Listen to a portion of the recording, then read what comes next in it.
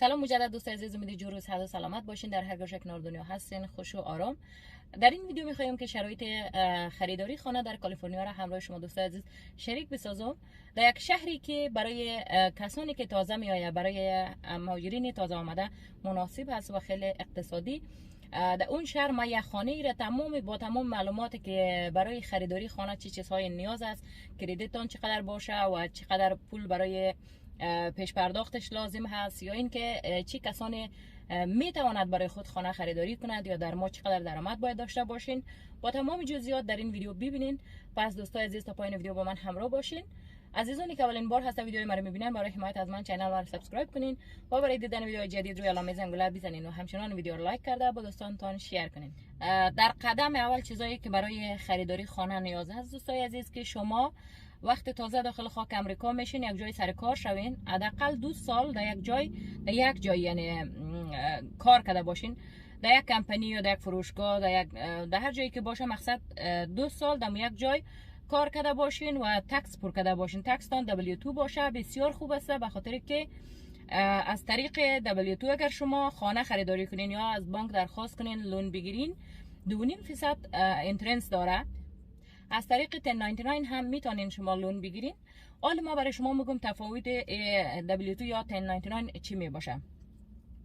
وقتی از طریق W2 شما درخواست میکنین که در بانک لون بگیرین، چون شما 2 سال سابقه کار در یک کمپانی دارین و تکس پر کردین، بانک برای شما کار شما اعتبار داره که شما 2 سال یک جای کار کردین. برای شما مثلا لون میده و لون شما 2.5% انترنس می داشته باشه. قرضه ای که شما میگیرین 2.5% انترنس می داشته باشه.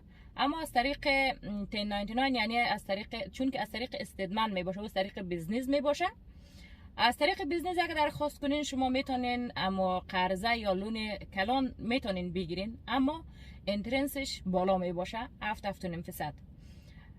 از این خاطر کوشش کنین که همیشه از طریق W2 درخواست کنین، به خاطر که 7.5% خیلی پول زیاد است. اگر در یک خانه رو مثلا در 15 یا 30 سال که شما پیمنت میکنین حساب بکنین، 7.5% خیلی پول زیاد میشه، تقریبا $1,00,000 میشه که شما مثلا مفت داده میرین.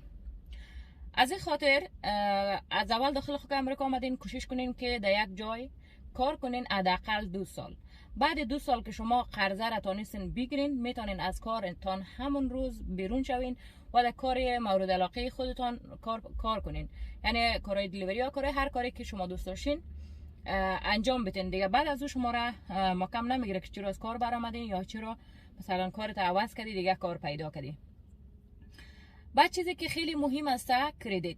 سال اول که شما میایین داخل خاک امریکا، بعد اینه که مثلا سوشال سکیوریتی یا آیدی تان هم اسنادایتان که براتون آمد، برین در بانک یک حساب بانکی باز کنین، چون کردیت گرفتن یک ذره مشکل می باشن. شما حداقل 1 سال داخل خاک امریکا باشین، سر کار باشین، بعد میتونین کردیت بگیرین. وقتی که کردیتتون درخواست کردین از بانک، کردیت کارت گرفتین، طریق استفادهشی که اول پرسان کنین که شما از چه تاریخ از کردیت کارتون مصرف کرده میتونین، از چه تاریخ باید تا چه تاریخ باید پرداخت کنین. و چیزی که ما برای شما توصیه میکنم، روزی که خریداری کردین مثلا از تاریخ 2 یا 3 باشه، شما مثلا 2 روز 3 روز بعدش پس پرداخت کنین. بازم تا مثلا از تاریخ 5 تا تاریخ 25 اگر خریداری میکنین، کوشش کنین که زود پرداخت کنین. مثلا تا تاریخ 27 ایش قرضه در حسابتان نمانه. البته بانک ها فرق میکنه، بعضی بانک ها هستن که از تاریخ 15 حساب میشه، بعضی از اول ماه تا آخر ماه حساب میشه. خب مقصد شما از هر بانکی که حساب داشتین پرسان کنین، همه کردیت تان که گرفتین بپرسین که چه رقم باید استفاده کنین، تا چه تاریخ باید پرداخت کنین، بدهکار نباشین. و اینه که در یک ماه مثلا شما 3 بار از این مصرف کرده و پس پرداخت کنین، کردیت تان خیلی خوب و زود جور میشه. تنها کردیت تان در این چیز بستگی نداره که شما این استفاده کنین، مثلا قبض برق و آب و کرایه خانه و چیزا، کلی چی مصرفایتان که در وقتش پرداخت کنین، مثلا قرضای مثل که موتر خریده باشین یا تلفن در قسط خریده باشین، اینا را در وقتش که پرداخت کنین. مثلا شما وقتی کردیت کارت دارین یا مثلا حساب بانکی دارین، میتونین در اسکور کردیت تان برین چک کنین، میبینین تمام سابقه تان نشان میده که شما از کجا قرضدار هستین، در کجا مثلا دیر پرداخت کردین، در وقتش پرداخت نکردین، یا مثلا بدهکار هستین، در این تاریخ باید پرداخت کنین. تمام جزئیات تان نشان میده. شما تنها چیزی که او اپ باید در گوشیتون داشته باشین، از اونجا چک کنین که قرضدار نباشین و این چیزا. وقتی که خانه میخرین مثلا کوشش کنین تا او وقت پیمین موتر یا که مثلا تلفن رو به قسط خریده باشین یا این چیزا خلاص کنین. یعنی هیچ قرضه نداشته باشین که در بانک درخواست کنین برای شما برای خریداری خانه قرضه بده. مثلا قرضه ای که نسبت به درآمدتان و وضعیتتان دیده از 3 لک یا 4 لک یا 5 لک تا 1 میلیون تا 1.5 میلیون بر شما قرضه میده بانک. شرایطتان و کار و درآمد اینکمتان دیده، شما چقدر اینکم دارین و چقدر تکس ریتورن دارین، مثلا تمام شرایطتون چک کرده مثلا بر شما قرضه میده. اما چیزی که ما برای شما توصیه میکنم، از سال اول که اومدین کوشش کنین که مثلا تلفن‌های مدل بالا خریداری نکنین که زیر قرض برین. مثلا موترهای مدل بالا خریداری نکنین که خودتون از زیر قرض برین و وقتی که بخواین خانه بخرین قرضدار موتر باشین و موترتان دان پیمنش خلاص نشده باشه و نتونین مثلا از بانک قرضه بگیرین. از این خاطر اول کوشش کنین که خودتون از خانه های کرایی خلاص کنین. مثلا بعضی ها هستن که مای $2,500 کرایه میته. بعد اگر مثلا شما خانه را خریداری کنین، عمو دان پیمن خانه مای $2,500 میشه نسبت به خانه را شما خریداری کرده باشین. مثلا خانه را امسال یک خانه را در $3 لک خریداری کرده باشیم، سال دیگه حتما او را ما 3.5 لک یا 4 لک فروخته میتونیم. خانه همیشه خانه طلا الماس این چیزا که هست در سر خود میاره، همیشه مثلا پولش زیاد میشه، هیچ وقت ارزش خود از دست نمیده. وقتی که پول داشتین در دست خود کوشش کنین مثلا الماس خریده بانین، طلا خریده بانین. اگر نقد نمیخواستین نگه دارین، مثلا خانه بخرین چیزی که امکانش داشته باشین. اما مثلا طلا و الماس چیزا هم خوب است، چیزی هستن که مثلا شما یک پول نقد است، وقتی که میخواستین خانه بخرین اینا میتونین بفروشین، قیمت خانه پیمن خانه تانه بیتین. مثلا او پولی رو که شما از طلا خریدین حتما سر خود میاره، نمیکنه که ارزش خود از دست بیته. حالا ما میگم که ما چرا در کمک دولت نشینیم و چرا مثلا در خانه کرایی زندگی نکنیم، چرا باید خانه بخریم بهتر است. به خاطری که اگر مثلا ما بخوایم در کمک دولت بشینیم که 4 سال و 8 ماه دولت برای مهاجرین تازه آمده کمک میکنه، یا مثلا امور بگی 10 سال دولت کمک میکنه، خانه دولتی براتون میته، مثلا فودستم میته و شما مثلا خیلی یک لیمیت کم مثلا کار کرده میتونین، مای $2,500 نه. در کمک های دولت که بشین شما از مای 2,000 یا 2,500 بیشتر کار کرده نمیتونین. به خاطر از اینکه هر 6 ماه شما باید در دولت راپور بدین که شما چقدر کار کردین، چقدر درآمد داشتین و اینا. وقتی که مثلا مای 2,000 شما درآمد دارین یا مای 2,500، کرای خانه تان مثلا هست که 1,500 یا فرضش 2,000، چون که 1,500 خانه عالی پیدا نمیشه. بیشتر خانه ها مثلا خیلی خانه های غرازه، خیلی خانه های بدک میتونیم ما در 1,500 خرید چیز کرایه کنیم، یا اینکه مثلا 2,000 خانه ای که ما در 2,000 کرایه میکنیم، یک خانه 3 خوابه باشه در یک فامیل که 5-6 نفر هستن که باید خانه 3 خوابه را بگیره.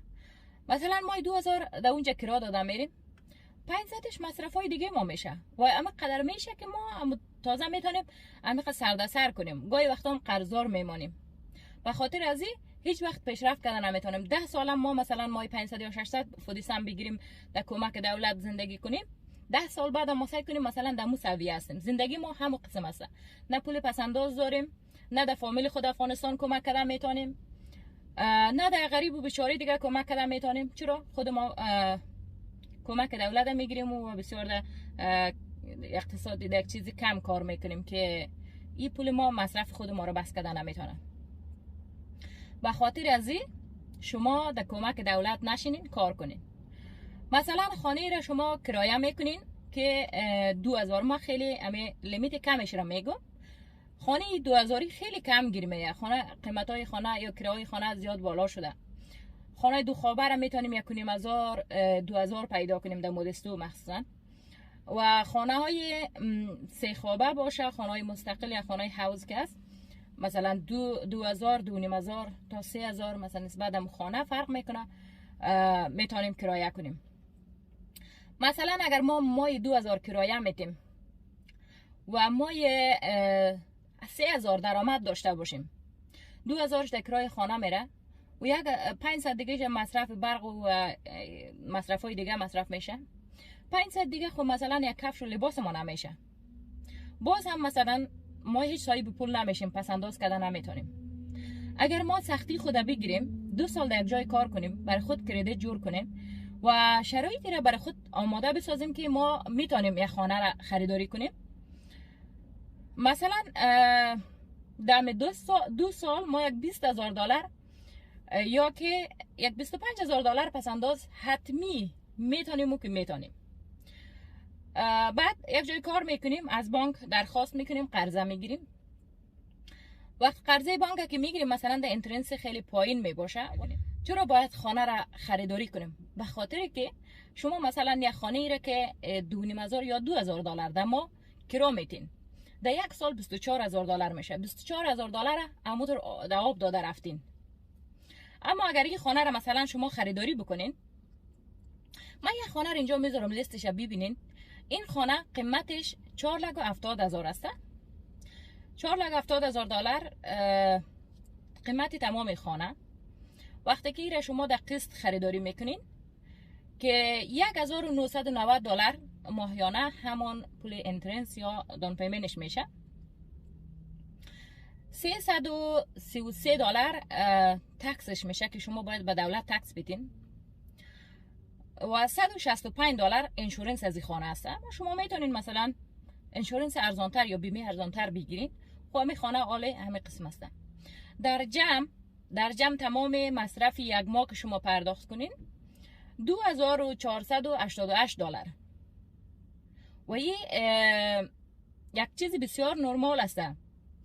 شما مثلا در یک سال امی 2488 دلار امی مثلا 2500 بگیرین، در 12 ماه پرداخت اگر در مثلا کرا باشه خب پولتون ایت شده، در آب رفته. اما اینجا در قسط خانه تان دادن میرین، همه پول شما پس انداز کردین در یک سال. پس انداز کردن میرین مثلا پیمین از خانه ما 15 سال باشه یا 30 سال.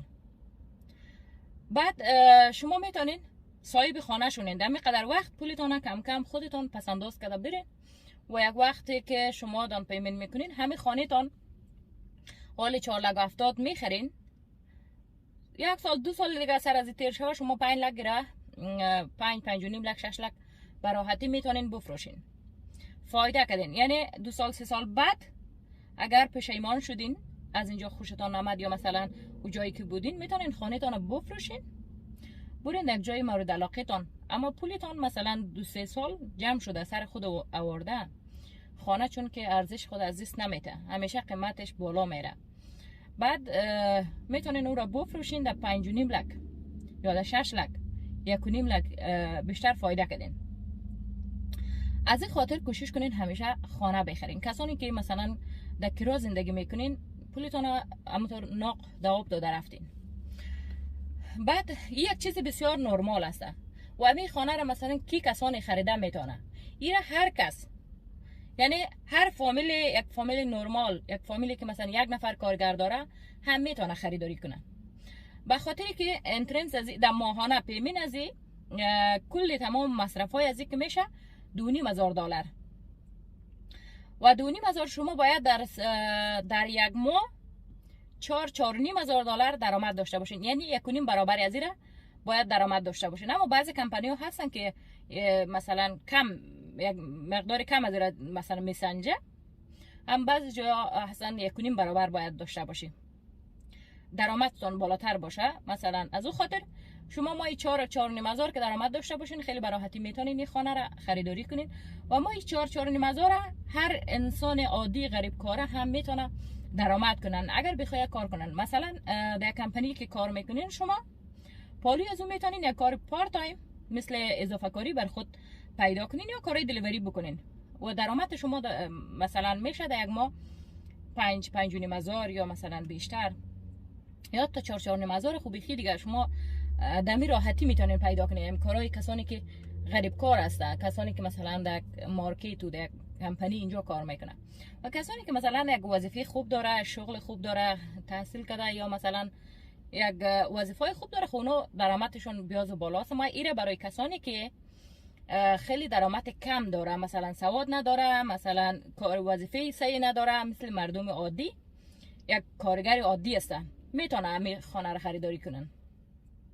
خب دوست عزیز، این هم از ویدیوی امروز که یک معلومات کتا از شهر مودستو، شرایط کار یا کرای خانه یا چیزا.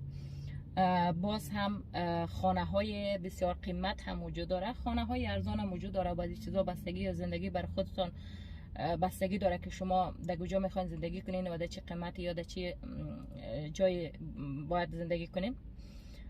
همه چیز به خودتون رفت داره. انشالله که موفق و پیروز باشین، در زندگیتون خوش و آرام.